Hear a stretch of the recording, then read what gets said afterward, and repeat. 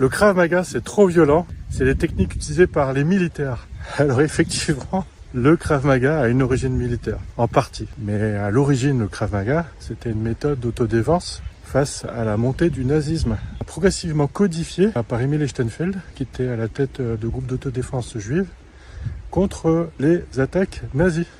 Et ensuite, effectivement, il y a eu une partie militaire, etc. Mais lorsque ça a été codifié pour les civils, c'était pour un usage exclusivement civil. C'est-à-dire que l'objectif pour Emi, donc le fondateur du Krav Maga, c'était pour que chacun puisse marcher en paix. Donc, bon, je sais pas ce que vous en pensez, mais c'est loin d'une méthode militaire lorsqu'on entend ça.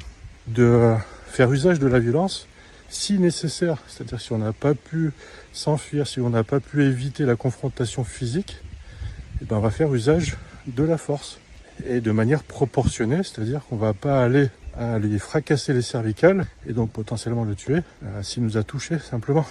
Donc ça fait partie du Krav Maga civil. Comme il y a un Krav Maga militaire, comme il y a un Krav Maga dédié pour les forces de l'ordre et un Krav Maga dédié à la protection rapprochée. Voilà.